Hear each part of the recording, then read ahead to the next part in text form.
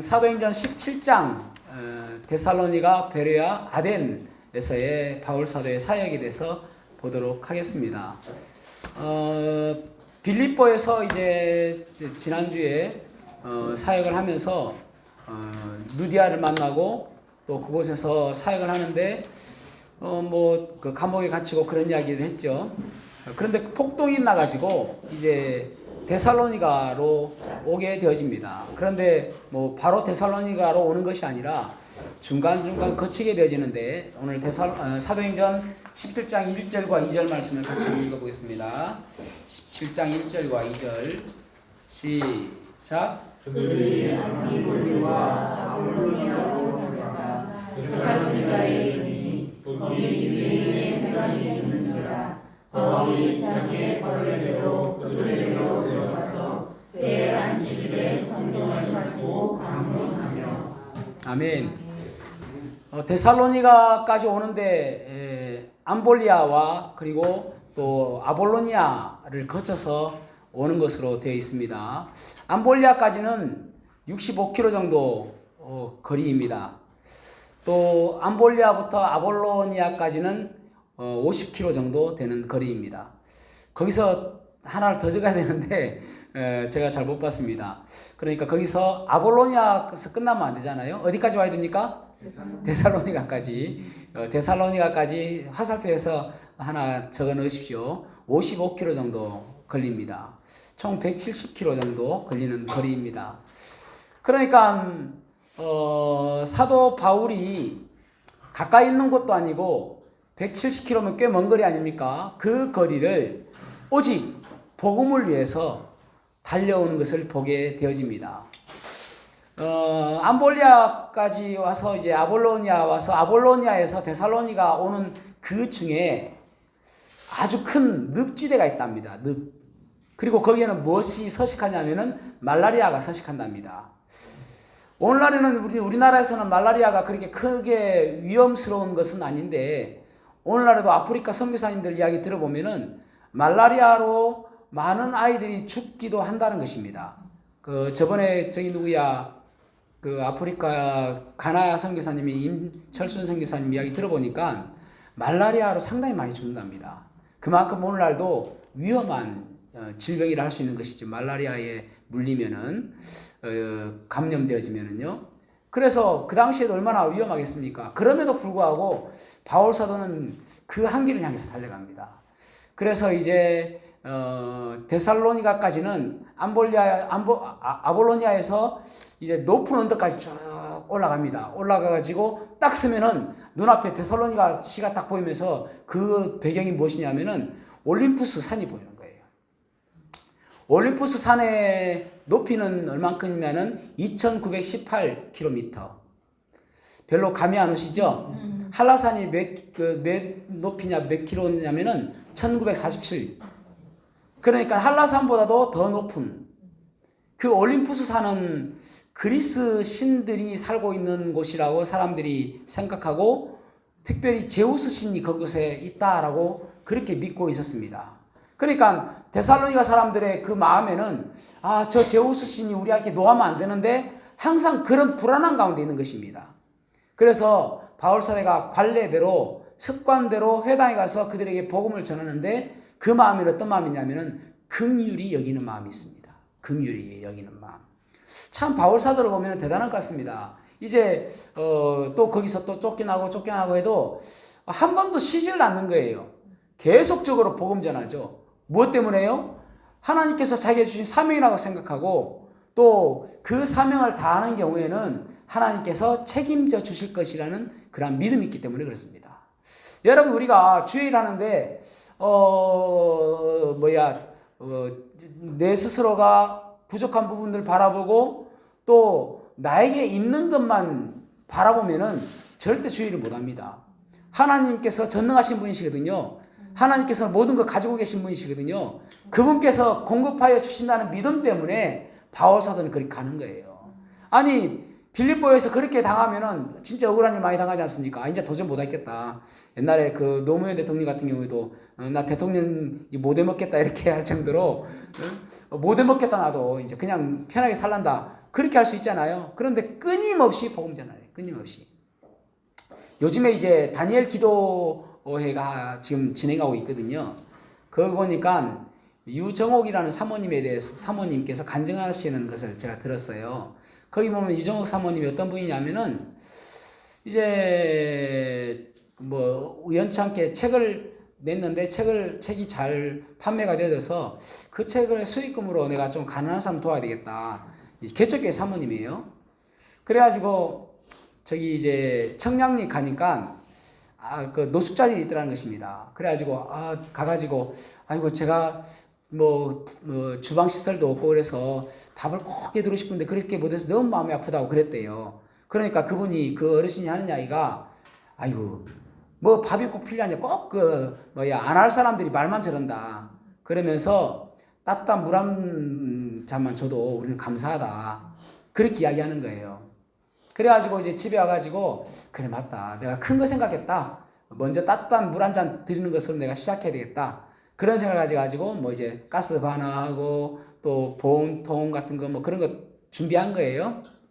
그 다음날 컵라면 20개 하고 그것을 다 챙겨가지고 컵라면을 드렸대요.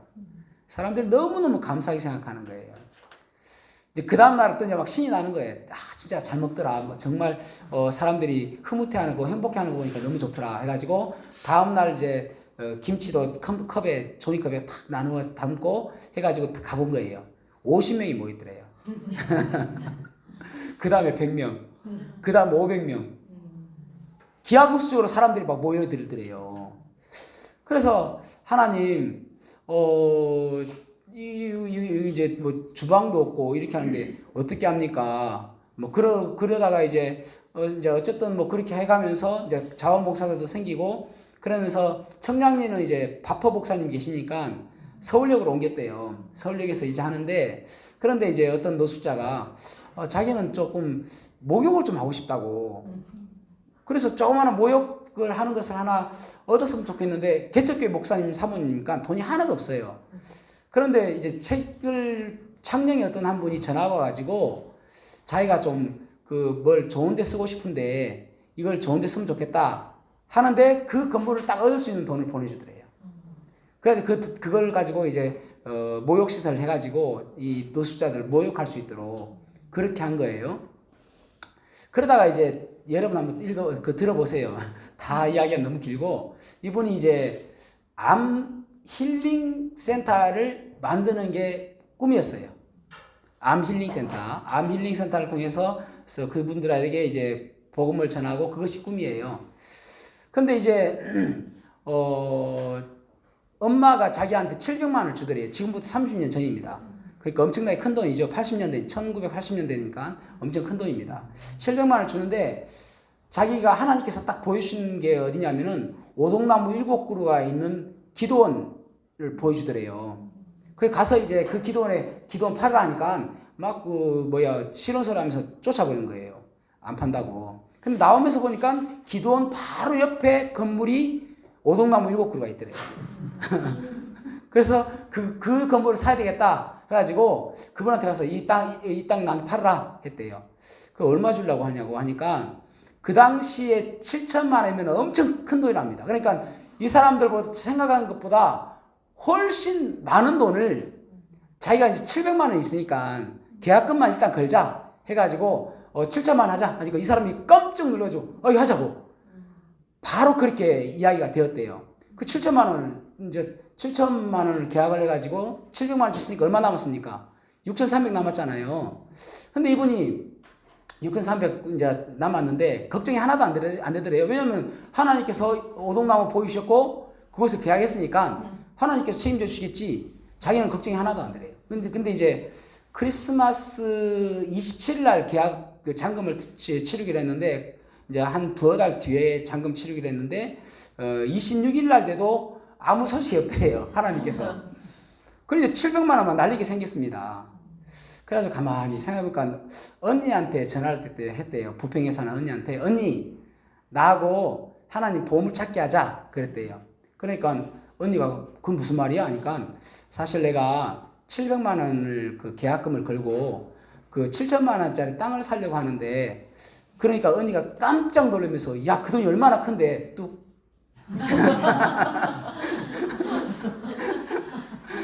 그래서 아니 이제 보물찾기 하자고 한 건데 그 뭐 그렇게 이제 그러면서 이제 언니가 사모가 되었으면 열심히 사역을 하지 무슨 그런 짓 한다고 그러면서 이제 마음이 안 좋잖아요. 그래가지고 이제 시장에 딱 그 마음이 너무 안 좋아가지고 이제 얼굴이 막 이제 울상이면서 시장에 간 동생이 그러니까 이분도 믿으시니까 마음이 되게 안 좋은 거예요. 가는데 장로님을 만난 거예요.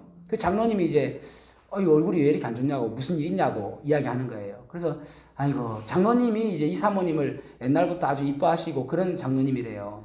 그러니까 그 사모님 이제 그 언니가 아이고 우리 동생 정옥이 보십시오. 그 사모가 돼가지고 사역이나 열심히 하지 무슨 뭐 힐링센터를 짓는다고 지금 7천만 원짜리 산다고 그러면서 하나님 보물찾기 한다 했었고 말도 안 되는 이야기 지금 하고 있습니다. 답답해 죽겠습니다 하니까 장로님이 눈물을 흘리더래요.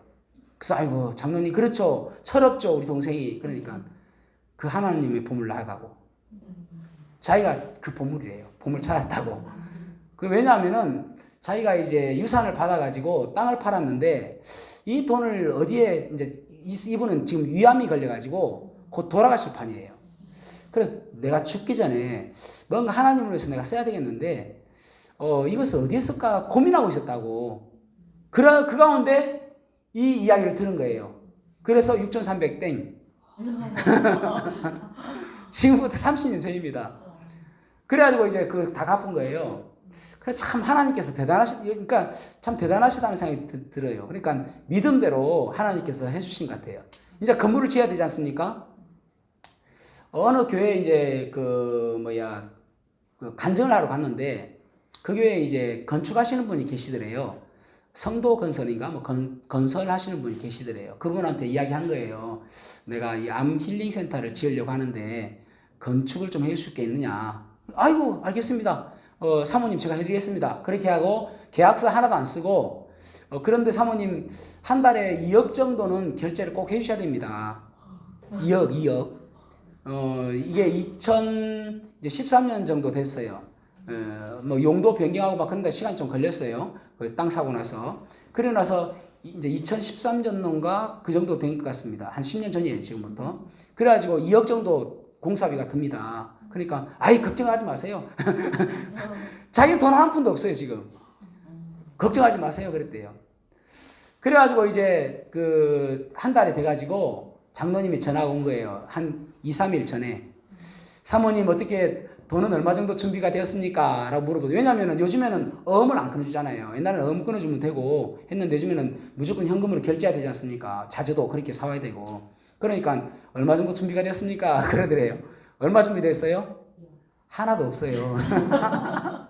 그러니까 이 그 건설사 대표가 화를 막 내는 거예요. 아니 사모님 이렇게 대책이 없습니까? 지금 공사가 계속 진행되고 있잖아요. 그래서 자기도 공사 대금을 인부들 인건비도 결제해 줘야 되고 그래서 한 달에 2억은 꼭 필요하다 했는데 그래서 뭐 그러면서 그 다음날 그 아침에 밥 먹는 데 있잖아요. 노숙자들 밥 먹는데 거기에 뭐 얼굴이 울그락불그락 귀까지 빨개져 가지고 왔더래요. 그래가지고 이제 사모님이 어떻게 할 겁니까? 그랬는데 조금 있으니까 전화가 따르르 온 거예요. 전화가 온 거 어디서 왔냐면은 미국에 이제 한번 그 남가주 사랑의 교회에 이제 간증 집회를 하러 갔는데 책이 나오고 나니까 간증을 여러 군데 하러 다닌 거예요. 그래서 이제 그 간증하러 갔는데 거기 갔을 때에 장로님 한 분이 우리 집에 오늘 좀 거하십시오. 사모님한테.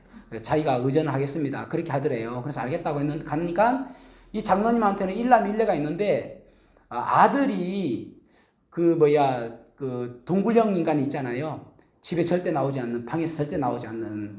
그러니까 몇 년 동안 방에서 절대 나오지도 않고 밥 먹으러 나오지도 않고 사람들하고 만나지도 않고 키는 뭐 180 되는데 그렇게 그런 애가 있더래요. 그러면서 장로님이 우리 애 좀 고쳐주십시오 하더래요. 근데 이제 사모님이 그랬대요. 우울증이나 강박관념이나 그런 질병적인 요소들은 내가 못 고친다. 그러니까 병원 가셔야 된다. 그렇지만은 악한 영의 이제 영향을 받고 있으면은 그것을 고칠 수 있다. 그렇죠? 악한 영이면 예수 그리스도 이름으로 쫓아내면 되니까 그렇게 이야기한 거예요. 그러니까 그래 가보자. 가보니까 다행히 악한 영에 붙들려 있더래요. 그래가지고 장로님 와이프 또 이 사모님 그 딸 4명이서 그 아들을 두고 기도한 거예요. 기도가 다 끝나니까 아들이 딱 일어나더만은 배고파 밥 주세요 라면서 나온 거예요. 한 번도 집 밖에 나와본 적이 없대요. 그리고 식탁에 누가 와서 있을 때 밥 먹어본 적이 없대요. 식탁에서 나와서 밥을 달라 해서 밥을 먹더라는 거예요. 그 장로님이 깜짝 놀란 거예요. 그래서 그 자리에서 사모님한테 뭐 해주고 싶어요? 뭐 해드릴까요? 하니까 사모님이 뭐 그 자리에서 화장품 뭐 그런 거 이야기할 수 없잖아요. 그죠? 그러니까 이제 1억을 주시더래요. 이제 사역에 쓰시라고. 그런데 그분이 전화가 온 거예요. 장로님이. 그러면서 기도하는데 갑자기 그 사모님 생각이 나더라면서 2억 보내겠습니다. 그래서 2억 결제한 거예요. 매달마다 2억을 그렇게 채워주시는데 지금은 이제 청평은 땅 아까 그 위암 걸리신 분이 땅 판 곳이 청평이고 어디 기억이 잘 안 나네. 거기 어디에 지금 이제 그 암 힐링 센터를 해놓고 그곳이 물이 없는 곳이래요. 그런데 오동나무 그 밑에 하나님께서 보이신 하나님께서 그러시더래요. 자기가 기도하는데 사람을 살릴 수 있는 것이 뭔지 아냐 그러시더래요. 그러니까 피조 하니까 그렇지. 근데 물이 중요하다. 그래서 물을 잘 먹이면은 암이 고칠 수 있다 해가지고 오동나무 그 밑에 200m를 시축을 해가지고 거기서 물을 끌어올린대요. 그 주위 사람들 아무도 물이 없대요. 거기만. 그래가지고 어떤 사람은 물 팔라고 하는데 자기들은 다 공짜. 그 암 치료도 공짜. 밥 먹는 것도 공짜. 다 공짜로 한대요.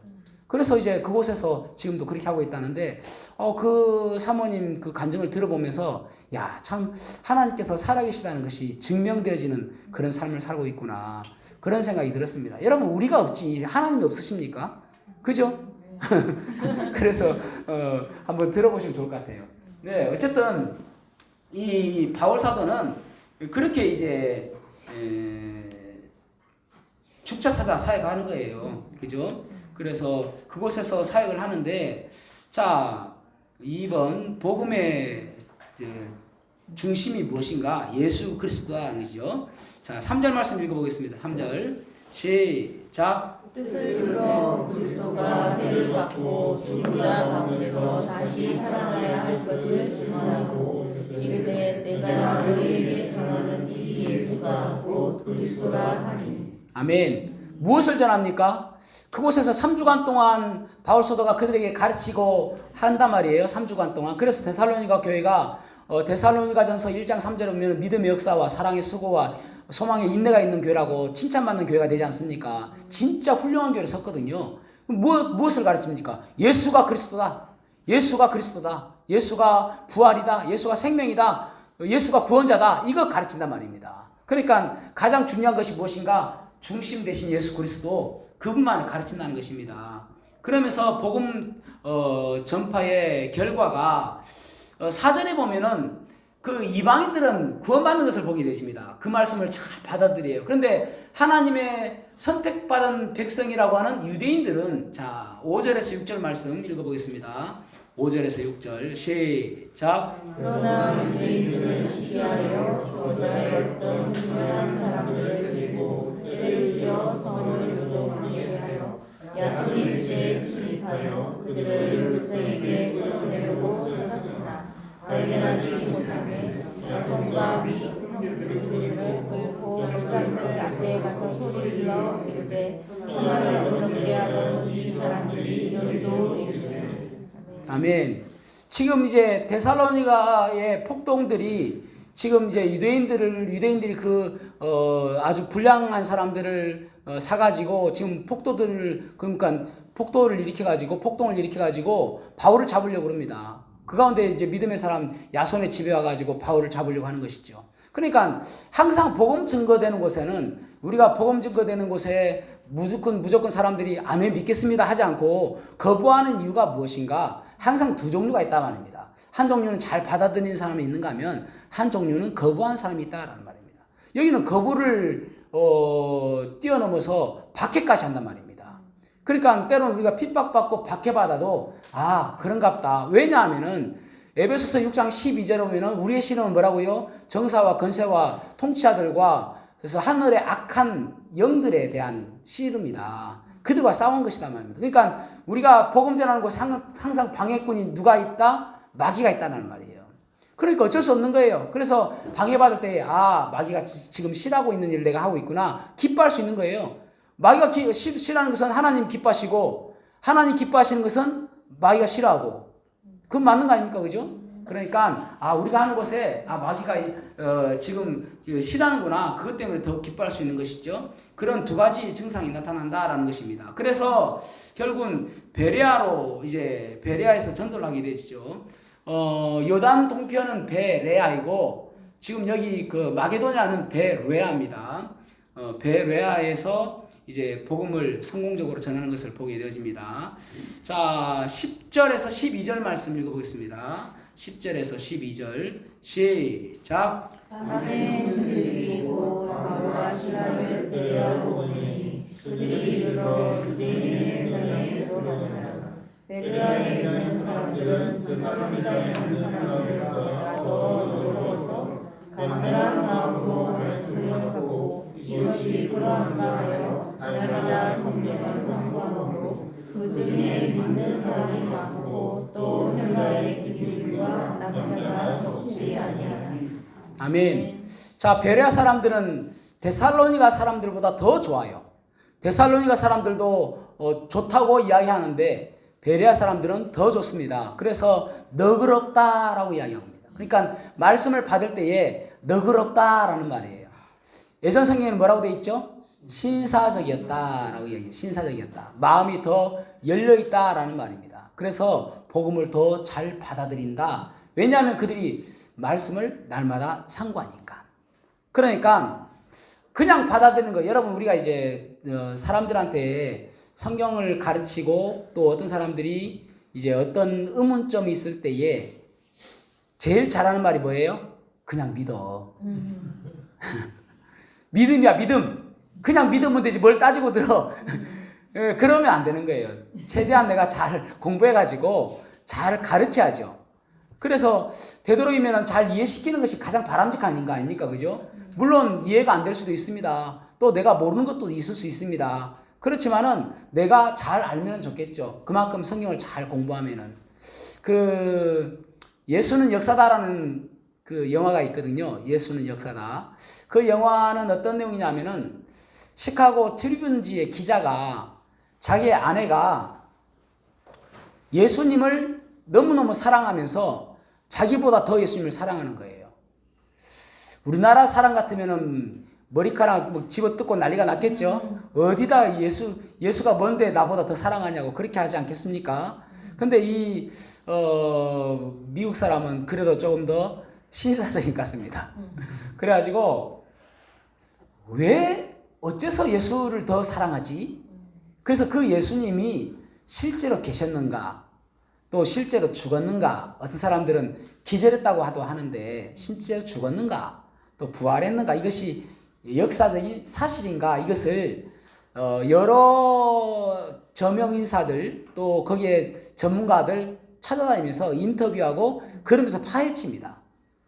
그래가지고 마치 다큐멘터리처럼 파헤쳐가지고 그것을 하나하나 습득해가면서 결론이 뭐냐? 예수님은 실제적인 인물이시고 그리고 그분은 돌아가셨다가 부활하셨다. 그 결론을 맺게 되는 것입니다. 그래서 그것을 책으로 쓴 것이 영화로 된 이제 영화가 예수는 역사다라는 것이거든요. 바람직하죠? 여러분 우리가 성경 공부를 왜 합니까? 잘 전하기 위해서. 물론 내가 믿음으로 성장하는 것도 중요하죠. 그렇지만은 내가 잘 공부해가지고 잘 전하면 얼마나 좋습니까? 내 자녀들에게 성경을 잘 가르쳐주면 얼마나 좋습니까? 그래서 공부하는 것이거든요. 그래서 이 베레아 사람들은 그런 마음 자세가 잘 돼 있는 거예요. 그러니까 그것을 잘 받아들이고 그것이 또 실제로 맞는가 또 연구해보고 또 말씀을 보고 이러면서 야 진짜구나 그러면서 더 확신이 생기는 거예요.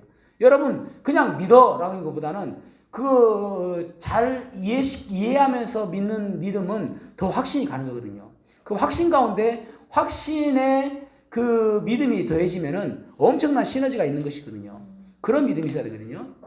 베레아 사람들은 그렇다라는 말입니다. 그런데 여기 보면은 이제 유대인들의 핍박이 또 여기까지 오죠. 그러니까 데살로니가에서 베레아까지 80km입니다. 거의. 그러니까 아니 여러분 말이 80km지 저기 부산까지 50km라고 제가 여러 번 이야기했죠. 그러니까 80km면 얼마나 먼 거리입니까? 자동차가 있는 것도 아닌데. 그런데도 자기들은 이것이 사명이다 생각하고 오는 거예요. 목숨을 걸고 오는 것입니다. 그 먼 거리를. 그래서 또 베레아에서 아덴으로 가는 거예요. 여러분 우리가 이런 것을 보면서 첫째는 우리가 야, 참 바울 사도 대단하다라는 생각이 할 수 있고 또 하나 정말 중요한 것이 무엇이냐면은 우리가 뜻하지 않은 사건을 만나는 것은 하나님의 계획하심입니다. 다시 한번요. 우리가 뜻하지 않은 사건을 만나는 것은 하나님의 계획하심입니다. 어떤 계획하심인가? 이 계속 폭도들 때문에 도망다니면서 뭐예요? 복음을 증가하잖아요. 그만큼 빠른 속도로 복음이 증거되잖아요. 아니 만약에 편안하게 데살로니가에서 한 3년 있었으면은 그 베레아까지 좀 있다 한 3년 뒤에 갔다가 베레아에서도 엄청 편해요. 그러면 한 5년 있다가 그럼 언제 복음을 전합니까? 그러니까 그 폭도들 때문에 더 빨리 움직이면서 복음 전하면서 다니는 거예요. 그것이 하나님의 계획하심입니다. 그러니까 우리들도 어떨 때는 내가 뜻하지 않은 곳으로 왜 자꾸 나를 인도하시지? 그 가운데 하나님의 뜻이 무엇인가? 하나님의 계획이 무엇인가를 깨달아야 된단 말입니다. 자, 그러면서 이제 아덴으로 갑니다. 베레아에 그러니까 실라와 디모데를 남겨두고 그곳이 그래도 안전하니까 남겨두고 이제 바울과 누가만 아덴으로 옵니다. 바울과 누가만. 그래서 아덴에 와서 이제 16절에서 17절 말씀 읽어보겠습니다. 16절에서 17절 시작. 바울이 아덴에서 그를 기다리다가 그 성에 우상이 가득한 것을 보고 마음에 격분하여 회당에서는 유대인과 경건한 사람들과 또 장터에서는 날마다 만나는 사람들과 변론하니. 아멘. 아덴이라는 곳은 우리가 보통 이제 아테네라고 하지 않습니까? 아테네는 아테나라는 여신을 섬기는 신전이 있는 파르테논이라는 신전이 있는 곳입니다. 파르테논이라는 신전. 그러니까 그 여신을 섬기는 신전이 있는 곳을 아테네라고 이야기합니다. 그러니까 그 지금도 세계 불가사의 가운데 하나죠. 그 큰 기둥이 어떻게 세워졌을까? 피라미드도 그러지 않습니까?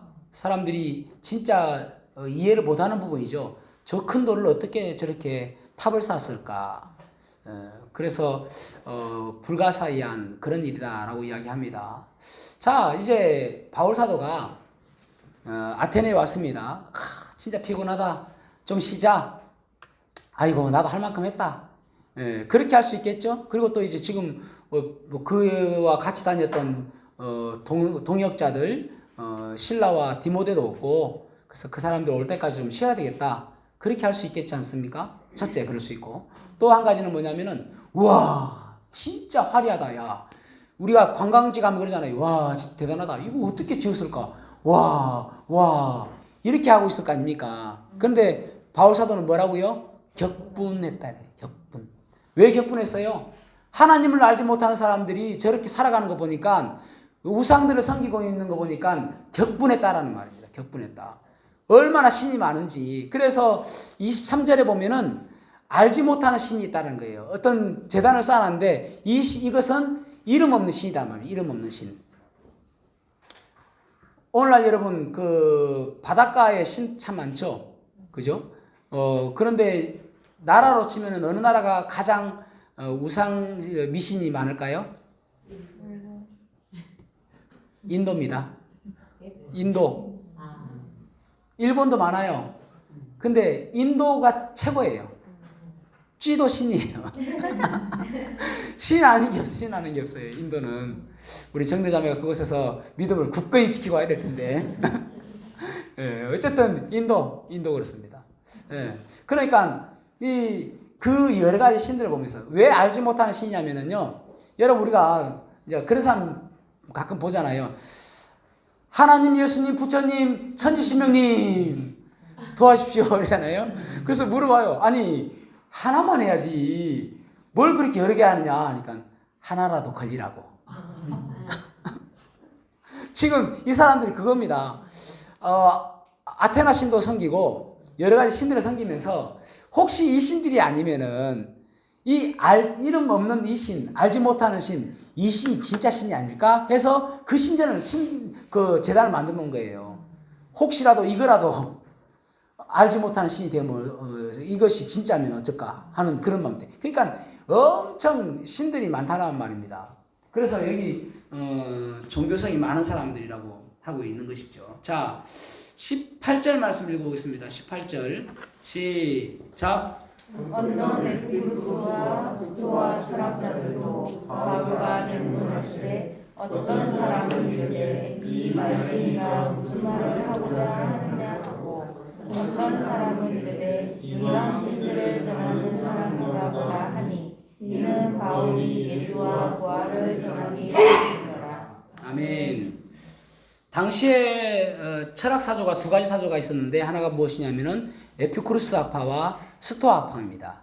뭐 철학 시간에 배우기도 했지만은 복잡게 뭐 할 내용은 아니고 에피쿠로스 학파는 쾌락주의, 인생은 즐기며 살아야 된다. 그것이 최고 좋은 것이다. 최고의 선이다. 그렇게 주장하는 것이 에피쿠로스 학파입니다. 스토아 학파는 반대입니다. 금욕주의. 제논이라는 사람이 처음에 창시했는데 그 금욕주의. 이것이 BC 4세기경에 나왔거든요. BC 4세기경이면은 유명한 철학자들 상당히 많습니다. 그러니까 지금 여기까지 헬레니즘을 주도하고 있는 사람들이 어떤 사람이냐면은 플라톤, 아리스토텔레스, 소크라테스, 피타고라스 이런 사람들 다 이런 철학사조를 가지고 있는 것입니다. 여기까지 오고 있는 거예요. 그러니까 이런 가운데서 전혀 듣도 못한 이야기를 지금 하고 있는 것입니다. 그러니까 예수는 부활이다. 예수께서 부활하셨다. 이것을 이야기하고 있으니까 이 사람들이 듣도 못한 이야기를 지금 하고 있다라고 하는 것입니다.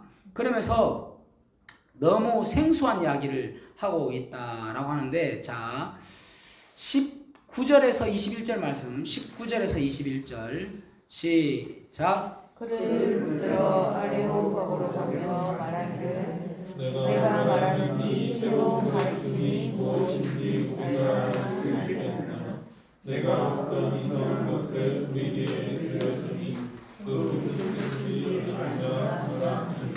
모든 아는 사람과 거기서 나그네 된 외국인들이 가장 새로운 것을 말하고 듣는 것 외에는 달리 시간을 쓰지 않으니라. 아멘. 자, 아테네 사람들의 그러니까 사고가 무엇이냐면은 날마다 새로운 것을 너무 추구하는 것입니다.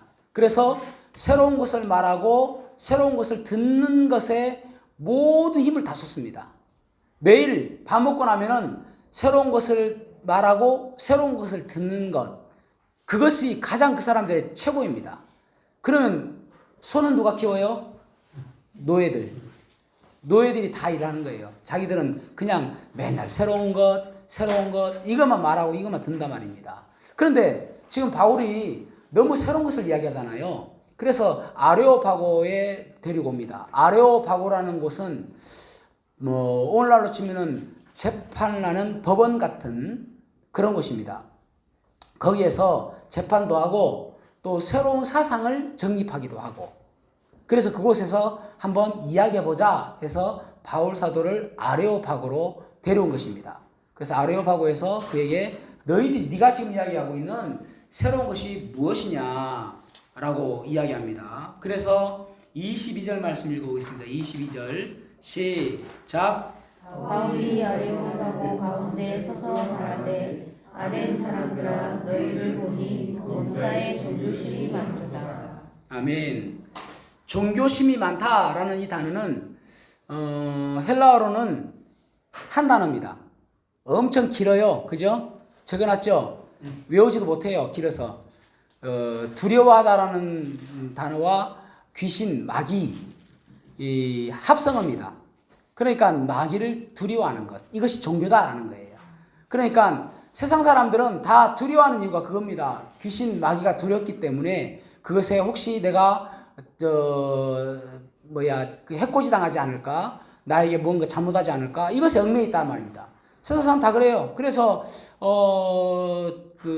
보통 이제 섬이나 바닷가 주위에 있는 사람들 참 그 믿음이 들어가기 참 어렵습니다. 그리고 제주도에서 복음 전하기가 참 어렵다고 그러지 않습니까? 거제도도 마찬가지고요. 섬 주위에는 우상들 상당히 많습니다. 그래가지고 우상 숭배도 많이 하고요. 그 사람들에게는 복음이 들어가기 어렵다는 말입니다. 다 얽매여 있어요. 마귀에게 얽매여 있어요. 그러니까 귀신에게 얽매여 있고 마귀에게 얽매여 있단 말입니다. 예수님께서는 마귀에 얽매여 있는 자들을 풀어주시기 위해서 자유케 하시기 위해서 오셨다는 말입니다. 그러니까 우리는 믿지 않는 사람들은 다 무엇인가 얽매여 있어요. 다 죄에서 얽매여 있는 것도 다 마귀가 얽매여 놓은 것이거든요. 죽음에 얽매여 있는 것도 다 마귀가 얽매여 놓은 것이거든요.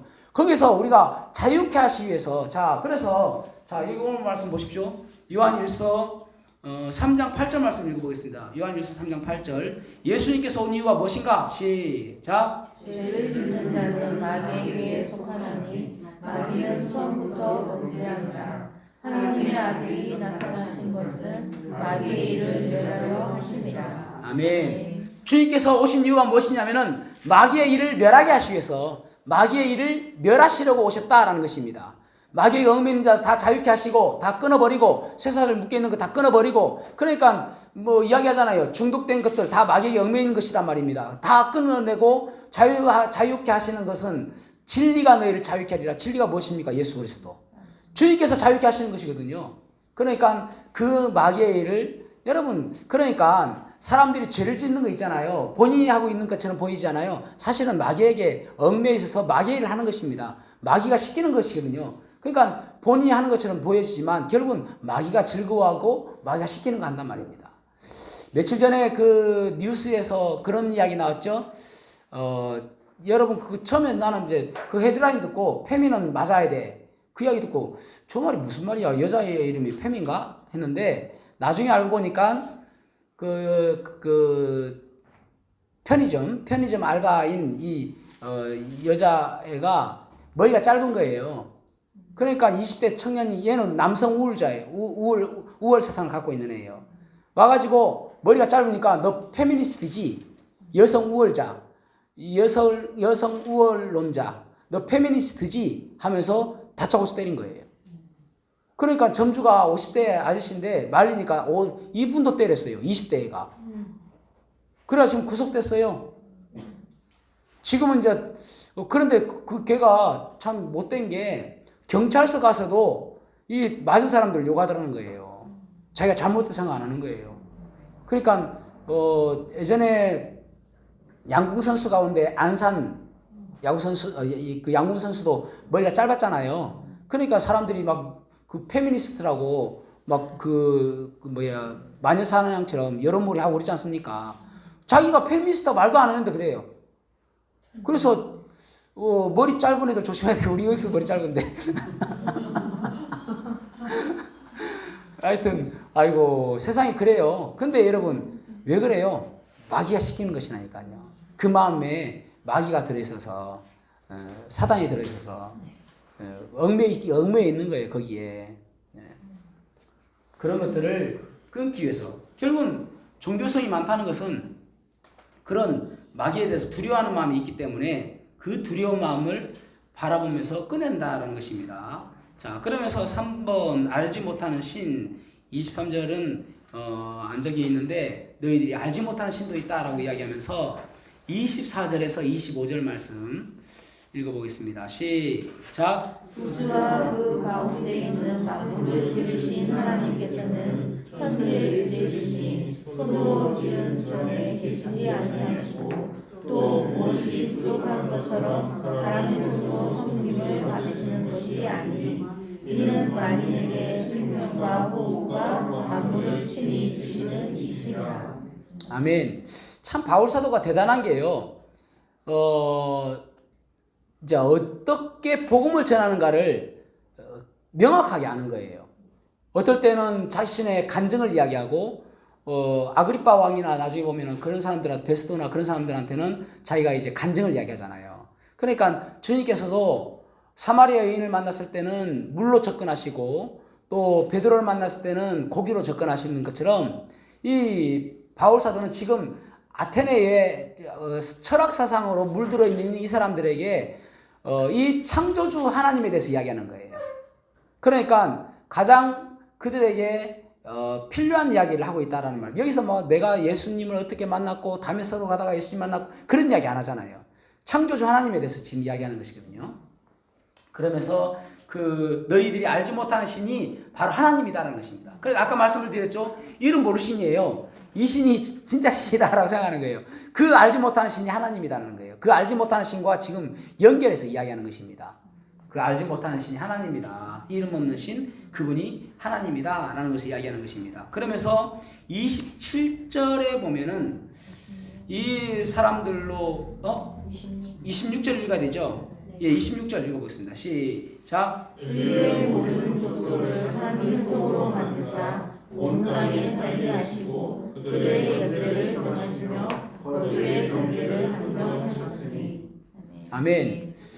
여기 보면은 인류를 한 혈통으로 만드셨다. 그렇지 말씀하고 있죠. 한 혈통으로 만들었다는 말은 아담과 하와의 그 혈통을 하나님께서 처음에 창조주가 인간을 창조하신 분이 바로 하나님이시다라는 말입니다. 그러면서 각 나라에 이 보면은 이제 한 혈통으로 만드시고 그다음에 그들의 연대를 정하시며 거주의 경계를 한정하셨으니 거주를 정하시고 연대를 정하시고 이렇게 정했다라는 말입니다. 그러니까 중국 사람들은 중국에 살고 한국 사람들은 한국에 살고 일본 사람들은 일본에 살도록 정하셨다. 언제요? 바벨탑 때. 원래는 모두 하나였습니다, 여러분. 같이 살았습니다. 그런데 이 하나 같이 살다가 바벨탑에 그 모두가 하나가 되어서 하나님을 대적하자 하나님께서 각자의 거주지를 정하시고 각자의 경계를 정하시고 나라의 한계를 두시고 하면서 각자 나누셨다 말입니다. 언제 다시 회복될까요? 천년왕국 때. 천년왕국 때 다시 회복되는 것입니다. 여러분 이 지구 보십시오. 지구 하나입니다. 뭐 땅이 뭐 일본 땅이 있고 대한민국 땅이 있지만은 바다 밑에 보십시오. 땅이 다 연결되어 있습니다. 물이 있다 뿐이지 겉으로 봤을 때는 나뉘어져 있는 것처럼 보이지만 다 하나입니다. 결국은 하나로 다 통일하신단 말입니다. 그때는 모두가 또 하나님을 섬기는. 그래서 물이 바다 덮음 같이 주의 영광이 온 땅 물이 바다 덮음 같이 여호와의 영광이 을 인정하는 것이 온 땅에 여호와를 인정하게 된단 말입니다. 그때가 천년왕국이거든요. 물이 바다 덮음 같이 그거는 천년왕국 때 이야기하는 것입니다. 그때 다시 회복되는 것이죠. 지금은 다 정해놓으셨어요. 이스라엘 땅, 하마스 땅 정해놓으시고 다 정해놓으셨어요. 하나님께서. 그러면 왜 그런가 하면은 17장 27절에 안 적혀 있는데 이렇게 적혔습니다. 그는 사람으로 혹 하나님을 더듬어 찾아 발견하게 하시기 위해서. 그러니까 더듬다가도 온 땅에 하나님께서 역사하신 것을 바라보며 창조하신 것 바라보며 더듬다가도 그러니까 그러다가도 하나님을 발견하게 하시기 위해서 온 땅에 그렇게 두었다라는 말입니다. 여러분 그렇잖아요. 뚜렷하게 알면 더듬지 않죠. 그러니까 지금 너희들도 지금 더듬으면서 알고 있는 거예요. 그러니까 너희들이 알지 못하는 신, 그 더듬으면서 하나님 알아야 된다. 그런 이야기를 하고 있는 것입니다. 자, 그러면서 이제 28절에서 29절 말씀 읽어보겠습니다. 28절, 29절 시작. 우리가 그를 믿어 살며 기용하며 존재하느니라. 너희 시인 중 어떤 사람들의 말과 같이 우리가 그의 소생이라 하니 이와 같이 하나님의 소생이 되었은즉 하나님을 금이나 은이나 돌이나 사람의 기술과 호환으로 새긴 것들과 같이 여길 것이 아니니라. 아멘. 이 바울 사도가 얼마나 대단하냐면은 지금 이 사람들이 그 시 가운데 그 사람들이 즐겨 쓰는 시 가운데 우리는 제우스의 소생이다라는 그 시가 있는 거예요. 그 제우스의 신, 제우스의 소생, 그 제우스의 소생이 아니라 너희들은 하나님의 소생이다. 너희들은 하나님의 자녀다. 그걸 이야기하고 있는 것입니다. 그러니까 자기들이 맨날 우리는 제우스의 소생이다. 이것을 시로 날마다 읊은 것을 그 알지 못하는 신, 그 신이 하나님이고 너희들은 하나님의 소생이다. 하나님께로부터 나왔다. 이것을 지금 이야기하고 있는 것입니다. 그러니까 똑바로 해야 된다. 오직 하나님이 너희들을 낳았다. 이것을 이야기하는 것이거든요. 그러니까 지금 이제 이 철학 사상을 가득 찬 이 사람들한테 그렇게 이야기하고 있는 것입니다. 그래서 결론을 이야기하는 거예요. 회개하라 라고 말씀하고 있죠. 자, 30절에서 31절 말씀. 30절에서 31절 시작. 알지 못하는 시대에는 하나님이 강구하셨거니와 이제는 어디든지 사람에게 다 명하사 회개하라 하셨으니 이는 정하신 사람도 하여금 천하를 무리로 심판할 날을 작정하시고 이에 그를 죽은 자 가운데서 다시 살리신 것으로 모든 사람에게 믿을 만한 증거를 주셨으리라 하니라. 아멘. 이때까지는 너희들이 하나님에 대해서 몰랐다. 그것은 어쩔 수 없는 것이다. 그렇지만 이제 너희들에게 내가 하나님을 이야기해 줬으니까 그것을 믿어야 된다라는 거예요. 왜냐하면 그분이 심판하시니까. 그죠? 몰랐을 때는 어쩔 수 없지만 알았으니까 믿어야 된다. 32절에서 34절 마지막으로 읽어보겠습니다. 32절에서 34절 시작. 그들이 죽은 자의 부활을 듣고 어떤 사람은 조롱도 하고 어떤 사람은 이 일에 대하여 내 말을 다시 듣겠다 하니 이에 바울이 그들 가운데서 떠나매 몇 사람이 그를 가까이하여 믿으니 그 중에는 아레오가고 발리 디오누시오와 다말이라 하는 여자와 또 다른 사람들도 있었더라. 아멘. 이 아덴에서 설교는 아까 말씀드린 것처럼 명설교거든요. 그 바울 설교의 가운데 명설교로 뽑히는 부분이 이 아덴에서의 설교입니다. 그 명설교를 들어도 다 구원받지 않는 거예요. 어떤 사람 믿고 어떤 사람 믿지 않고. 그런데 참 안타까운 것은 몇 사람 안 믿었습니다. 데살로니가나 베레아에 비해서 믿은 사람이 참 작아요. 그게 참 안타까운 일이죠. 그런데 참 놀라운 것은요. 우리가 복음을 전했는데 설령 10년을 전했는데 한 명이 믿을 수도 있고요. 또 1년 내내 안 믿을 수도 있고 한데 여기 몇 사람 안 되는 가운데 디오누시오라는 사람이 있지 않습니까? 아레오바고의 관원이라고 되어 있죠. 이 사람에 대해서 역사가 요세푸스가 뭐라고 이야기하냐면은 아테네의 초대 감독이었다.